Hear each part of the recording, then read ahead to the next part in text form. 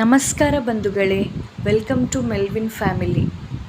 ನನ್ನ ರೆಸಿಪೀಸ್ ನಿಮಗೆ ಇಷ್ಟ ಆದರೆ ಲೈಕ್ ಮಾಡಿ, ಶೇರ್ ಮಾಡಿ, ಕಮೆಂಟ್ ಮಾಡಿ, ಸಬ್ಸ್ಕ್ರೈಬ್ ಮಾಡಿ.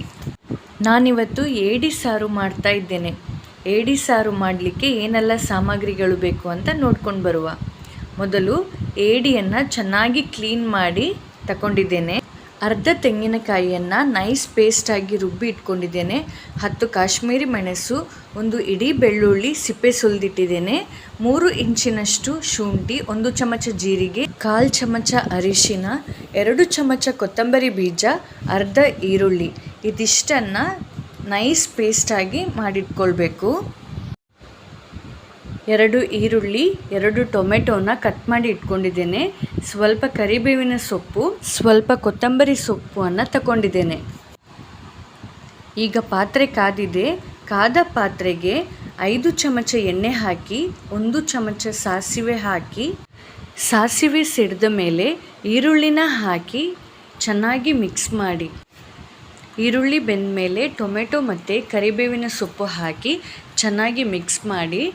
ಟೊಮೆಟೊ ಬೆಂದ ಮೇಲೆ ತೊಳೆದಿಟ್ಟ ಏಡಿನ ಹಾಕಿ 1 ಚಮಚ ಉಪ್ಪನ್ನು ಹಾಕಿ ಚೆನ್ನಾಗಿ ಮಿಕ್ಸ್ ಮಾಡಿಕೊಳ್ಬೇಕು.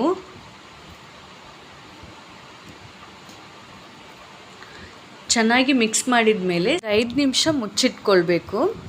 ಅಷ್ಟರಲ್ಲಿ ನಾವು ಕಡೆದಿಟ್ಟ ಮಸಾಲೆನ ನೋಡುವ. ಸಾರು ಮಾಡುವ 1 ಗಂಟೆ ಮುಂಚೆ 1 ದೊಡ್ಡ ನಿಂಬೆಹಣ್ಣಿನಷ್ಟು ಹುಣಸೆ ಹಣ್ಣನ್ನು ನೀರಿನಲ್ಲಿ ನೆನೆಸಿ ಇಟ್ಟಿದ್ದೆ. ಆ ನೀರನ್ನು ಈ ಮಸಾಲೆ ಜೊತೆ ಸೇರಿಸಿ ಏಡಿಯ ಜೊತೆ ಸೇರಿಸ್ತಾ ಇದ್ದೇನೆ. ನೋಡಿ, ಸಾರು ಈ ಥರ ಗ್ರೇವಿ ಥರನೂ ಮಾಡ್ಕೊಳ್ಬೋದು. ಈ ಥರ ಗಟ್ಟಿಯಾಗಿ ಗ್ರೇವಿ ಥರನೂ ಮಾಡ್ಕೊಳ್ಬಹುದು. ಆದರೆ ನಾನು ಸ್ವಲ್ಪ ನೀರು ಥರ ಸಾರು ಮಾಡ್ತಾ ಇದ್ದೇನೆ.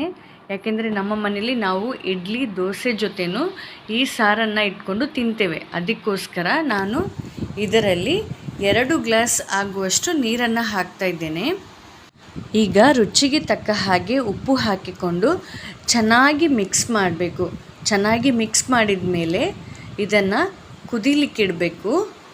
ಸಾರು ಕುದ್ದ ಮೇಲೆ ಕೊತ್ತಂಬರಿ ಸೊಪ್ಪನ್ನು ಹಾಕಿ ಗ್ಯಾಸ್ ಆಫ್ ಮಾಡಿದರೆ ನಮ್ಮ ರುಚಿಯಾದ ಏಡಿ ಸಾರು ರೆಡಿಯಾಗಿದೆ.